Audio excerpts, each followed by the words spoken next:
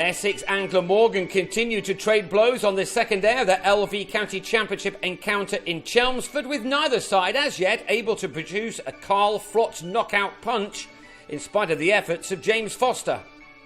Glamorgan had been dismissed for 244 on the first day, but they began strongly with the ball, with Graham Wagg striking in his second over to have Jake Mickleborough legged before, which delighted the Zebedee-like Mark Wallace behind the stumps.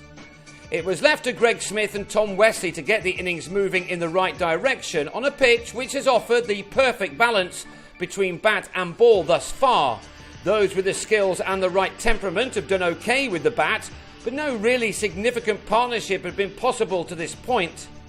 And that continued on day two. Wesley didn't account for the movement off the pitch from Jim Allenby and lost his middle stump after choosing to leave the ball alone. He was out for 20 at 42 for 2. One of the better partnerships of the match came next. Jesse Ryder got going with a whipped six off Wagg, a wonderful cricket shot which was timed to perfection by the Kiwi. He and Smith then started to make inroads into that Glamorgan total with some nicely played shots. As the visitors found on the first day, it was never going to be easy to stay at the crease for any real length of time, but these two countered what was thrown at them very well. Both played plenty of shots, making sure they didn't miss out on many opportunities offered to them by this attack. In what looks to be a game where mid to average scores are the norm, each of these strokes were important as Essex tried to take charge of this contest. In just 13 overs together, these two quickly added 65 runs, taking the score into three figures as they did so. They were still going after lunch, but with a total on 107 and the deficit standing at 137, Ryder missed a straight ball from Michael Hogan and was bowled for 42. Smith then followed after inside edging Wagg to lose his leg stump, also after making 42 runs, his coming off 80 balls to Ryder's 50. When Ben Foakes then nicked Hogan behind, Essex had lost 3 wickets in the space of 8 overs for the addition of only 17 runs. Once again, the two sides were level pegging.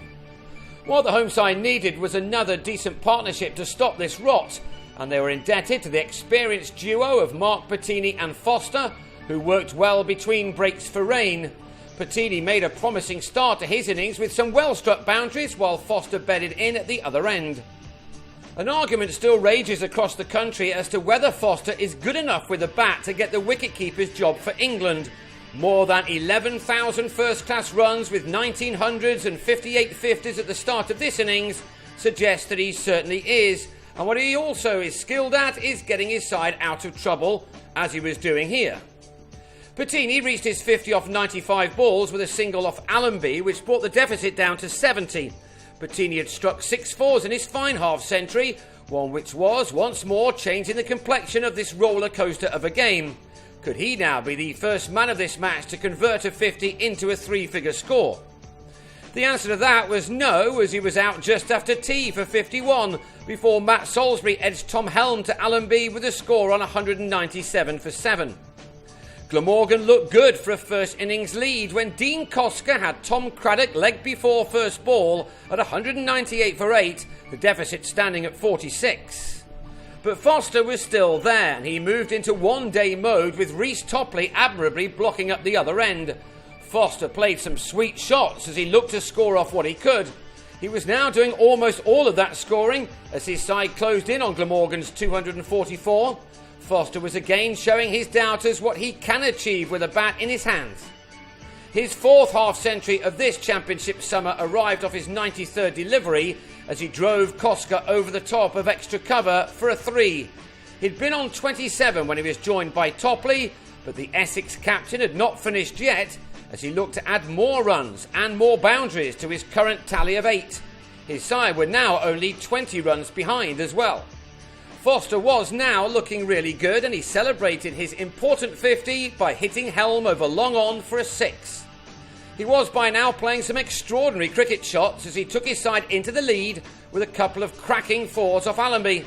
His partnership with Topley was taken to 63 runs, with Foster scoring 59 of them as he moved on to 86.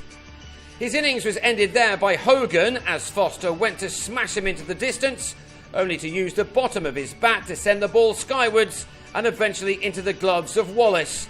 It was, though, an invaluable knock. Tom Moore then strolled in and pulled Wag for a 6 as the lead moved on to 36, a decent one in a match such as this. It was left to Wag to finish off the innings for his 28th wicket of the championship season, Moore being bowled by the left armer for 17 as Essex ended on 280.